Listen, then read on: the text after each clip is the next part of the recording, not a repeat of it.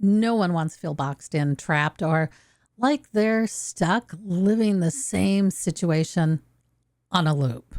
But in a chaotic world that rarely makes sense, it happens a lot. And for me, what actually helped break this cycle wasn't a self-help trend or a hustle culture. It was ancient Taoist wisdom. Taoism isn't about rules or rituals. It's about understanding your own nature, like really seeing how your patterns, your thoughts, and your emotional habits might be working against you, and then using tools from classical Asian medicine. So think herbs, energy work, breath, essential oils, all of that good stuff to bring yourself back into balance. And it's not about controlling everything. It's about no longer being controlled by everything. My name's Kim. I'm a classical East Asian medical provider and a Taoist practitioner. Lately, I've been deep diving into The Art of War by Sun Tzu. And it's not just some old war manual. It's basically Taoism in action. It's written when the Taoist philosophy was the dominant vibe. So this book drops insight after insight about how we handle stress, pressure, and conflict, especially when we're stuck. We're looking at chapter 9, and it hits hard. It breaks down the different ways people react when they feel stuck and what actually helps. It also reminded me how easy it is to start doubting your self-worth when you're stuck. You know, your mind starts playing those words in your head like, is it me? Am I the problem? But what if the situation is just human nature playing out? And here's the wild part. Sun Tzu doesn't shame you for your reaction. He explains them. He teaches you how to move through tough moments without defaulting to forcing it, ghosting, overthinking, or blaming yourself.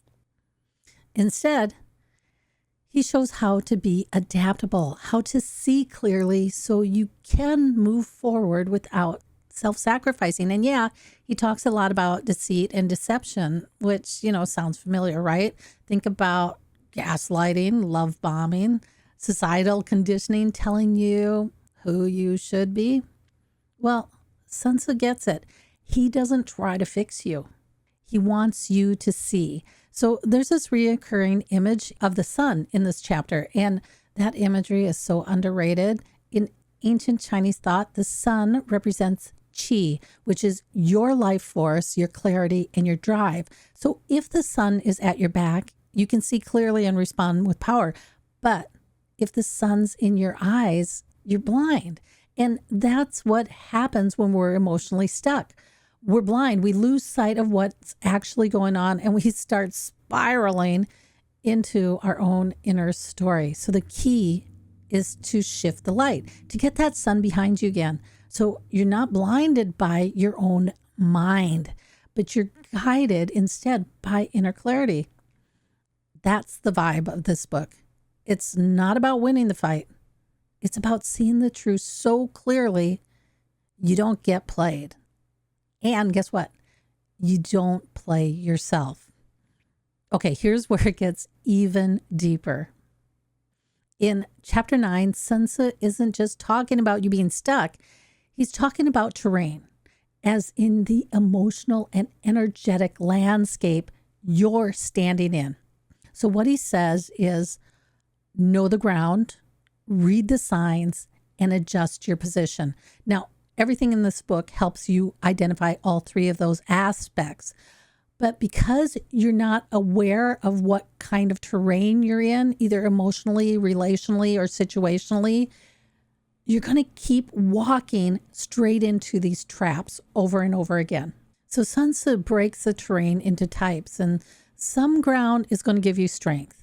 Some's going to slow you down, and some straight up leaves you exposed. That translates in real life. So here's how it could translate. You know that friend group that drains you? Okay, that's difficult terrain. And what about that fight where no matter what you say, you're misunderstood? That is entangling terrain. And what about that vibe where you know something is off, but you can't name it? Okay, that's danger ground. And guess what? Each terrain needs a different response. So you can't use the same strategy everywhere and expect it to work. Here's something to think about. If the enemy is close and silent, they are relying on the natural strength of their position. So now I bring that up because that's a reminder that stillness doesn't mean safety and quiet doesn't always equal to peace. So here's a common phrase we hear in corporate America. Give them enough rope so they can hang themselves. For the person on the receiving end, sometimes you need to pause, not because you're weak, but to observe, to wait until the train shifts or until you can see a clearer path. Here's what Sun Tzu says to his generals. When you're in high ground, don't advance too fast. And if you're in low ground, don't linger. Same goes for your emotions. When you're on top, don't get cocky.